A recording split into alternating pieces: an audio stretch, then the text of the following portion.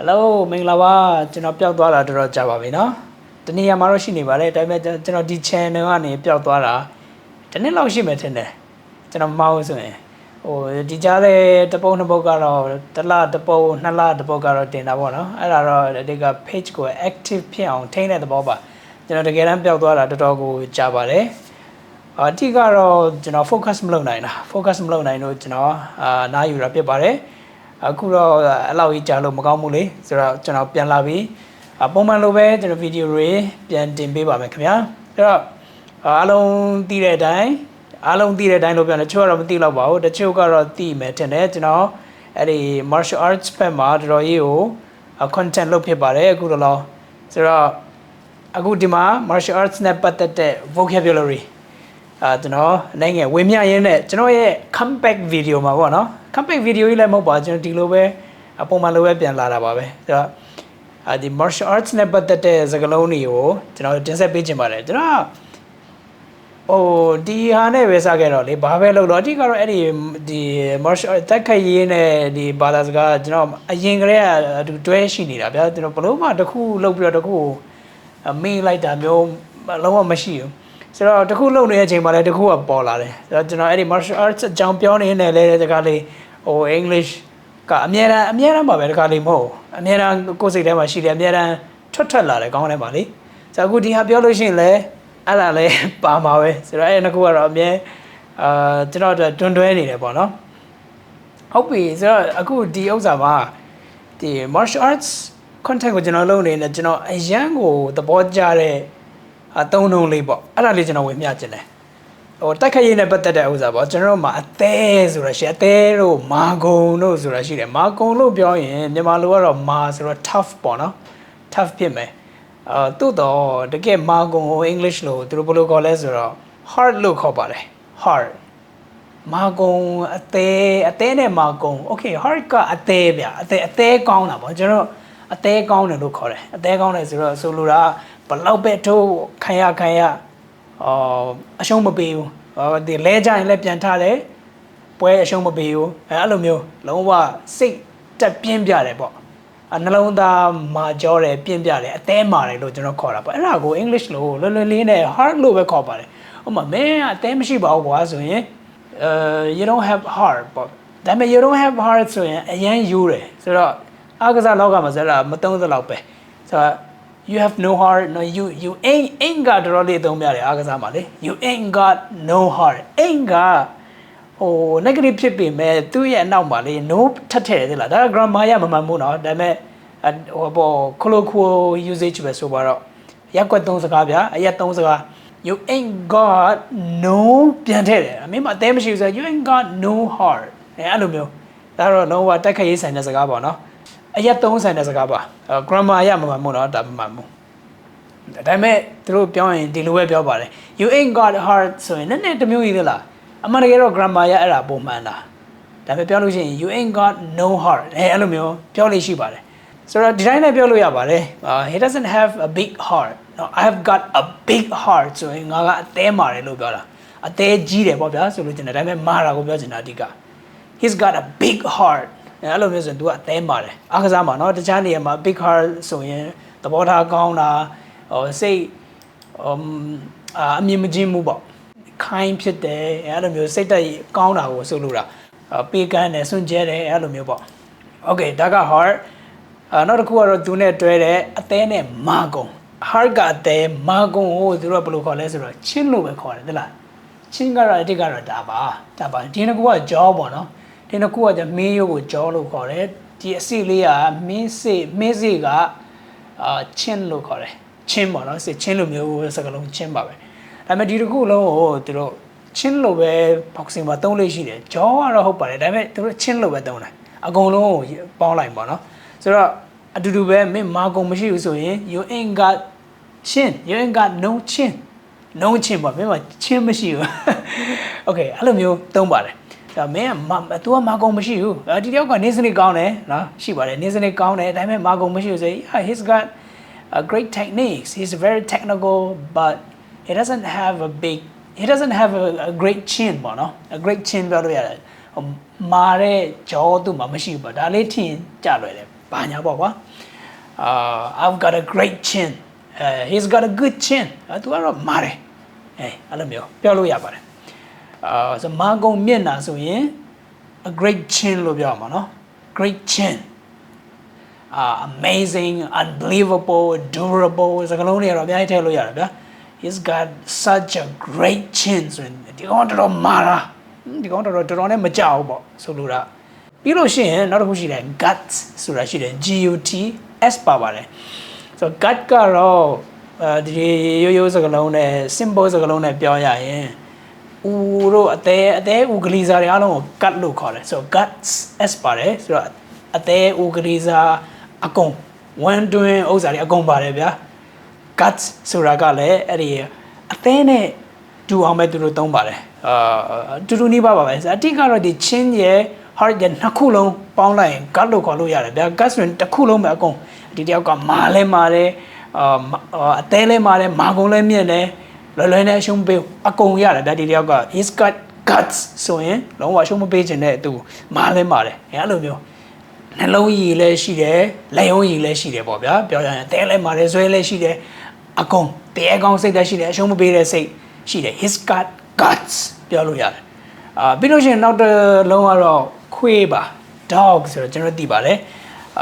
ဆိုရေးလို့ရှိရင်တခါလေ DOG ကတော့သူမူရင်းစကားလုံးပါပဲဒီနောက်တစ်မျိုးက TAWG နဲ့ရေးလို့ရှိပါတယ် dog ပေါ့နော်ဆိုတော့အတန်ထွက်ကအတူတူပါပဲဆိုလို့ချင်တာဆိုတော့တက်ခိုင်ရင်မှာခွေးတကောင်လို့တတိရှိတာเนาะခွေးနှစ်ကောင်ကိုက်နေတဲ့မြေအောင်ကြည့်လုံးဝသူတို့ကနောက်ဆုတ်တဲ့သူဆိုမရှိသလောက်ပဲဒါပေမဲ့လုံးဝအဲ့လိုမျိုးကြမ်းကြုတ်တာအဲ့လိုမျိုးကြမ်းကြုတ်တာ violent ဖြစ်တာပေါ့နော် violent ဖြစ်တယ်ပြီးလို့ရှိရင်အပေါ်ကကုံအင်္ဂါလက္ခဏာတွေလည်းအကုန်ပါတယ်အဲ့ဒါမျိုးကို dog လို့ he's a dog ဆိုရင်အဲ့တယောက်ကဘာမှကြည့်မဆိုင်တဲ့သူမျိုးလုံးဝအကြမ်းပတမ်းကောင်ပေါ့နော်ကျွဲတကောင်လိုပဲfight လို့ရှိရင်ကျွဲတကောင်လိုပဲလုံးဝကြောက်ရွံ့မှုမရှိဘူး no fear ပေါ့ he doesn't have any fear အဲ့လိုမျိုးပုဂ္ဂိုလ် dog I'm a dog ဆို UFC fighter တွေနော်ကြည့်တဲ့သူသိမှာပါ I'm a dog he's a dog ဆိုပြီးပြောလို့ရှိတယ်ဒီစကားဆက်လို့ DOG dog ကအတန်ရှိတယ်နော် O ကတလုံးနဲ့ပြင်မဲ့အတန်ရှိတယ်ဆိုတော့အဲ့ဒီအတန်တူလို့မရဘူး dog ဆိုရင်အဲ့ဒါက doctor တဲ့က dog ဖြစ်သွားပြီဆိုတော့ doctor ကိုလည်းအတူကောက်နေသူတို့ dog လို့ခေါ်တယ်လေပြင်စင်းုံနေပါညာမှာဆိုလဲ dog လို့ပဲသူတို့ခေါ်တယ် doctor သိမရှိဘူးရှိတယ်တခါလေးအဲ့ဒီ dog လို့လည်းခေါ်လိုက်မယ်အဲ့ဒီဥစ္စာကတူတယ်အဲ့ဒီဆရာဝန်စကလုံး dog ကိုအရှိသွားလို့လိုက်ရင်ခွေးဖြစ်သွားမယ်နော်ဆိုတော့အတန်တူရှိရလဲအဲ့လိုမျိုးစကားပြောတယ်ဆိုတော့ dog ဆိုရင်ရှိတယ်ဟုတ်ပြီအဲ့ဒါကဆို dog ဆိုတဲ့အတိတ်ပဲဖြစ်တယ်ပြီးတော့ပုံမှန်လို့အသုံးပြတဲ့ဥစ္စာတွေပေါ့ဗျာ deep waters ဆိုတာကရှိတယ် deep waters ကတော့ရေနဲ့ရပေါ့နဲ့တဲ့ရေပေါ့ဆိုလို့ချင်တာကအချီအများကြီးသွားတာကိုဆိုလိုတာboxing မှာဆို12ချီရှိတယ်ဗျာကျွန်တော်မွေထိုင်းဆိုရင်မွေထိုင်းလို့ leg weight လို့ kick boxing ဆိုတော့အများဆုံး5ချီပုံမှန်เนาะ the extra round တွေဘာညာထွင်တော့9ချီရှိပါတယ်အဲ့ထက်လည်းများပါတယ်ဆိုပုံမှန်ဆို5ချီဆိုလို့ချင်တာကမင်းအောင်အဲ့လောက်နဲ့တဲ့ရေနဲ့ထဲအောင်ငါခေါ်သွားမယ်ဆိုရင်သူတို့ပြောလို့ရှိတယ်ဆိုလို့ချင်တာကမင်းက3ချီပဲအများတန်းထိုးနေကြပါ5ချီမသွားသေးဘူးအခုငါနဲ့ထိုးမှာ5ချီအဲ့တော့မင်းကိုငါရေနဲ့ရအောင်ငါခေါ်သွားမယ်ဆိုလို့ချင်တာကရင်းနဲ့ရကိုနှစ်ခေါ်သွားပြီးတော့မင်းကနှစ်မယ်ပေါ့ဆိုလို့ချင်တယ်မင်းတက်လုံးကိုချွေပြီးတော့မှနောက်ဆုံးအချီနောက်ဆုံးချန်ပီယံအချီဒီမှာချန်ပီယံအချီဆိုတာကဥမာ boxing မှာ12ချီဆိုတော့10 နောက်ဆုံး3ချီကို championship round လို့ခေါ်တယ်ဒီ5ချီမှာကျတော့နောက်ဆုံး2ချီကို championship round လို့ခေါ်ရမယ်တင်တယ်ဆိုတော့အဲ့လိုမျိုးပေါ့နော် championship round ဆိုမင်းကခေါ်သွားမယ် I'm gonna take you to the deep waters and drown you နော်မင်းကအဲ့မှာရေနှစ်မယ်ပေါ့ဆိုလို့ချင်းတာမင်းလုံးဝမရောက်ဘူးတဲ့နေအောင်ကခေါ်သွားပြီးတော့မင်းကအလဲထုံးမယ်အဲ့လိုမျိုးပေါ့ဗျာ so I'm going to take you to the deep waters are you ready for the deep waters အဲ့လိုမျိုးပြောလို့ရတယ်ဟုတ်ပြီ now အသုံးကတော့ from bell to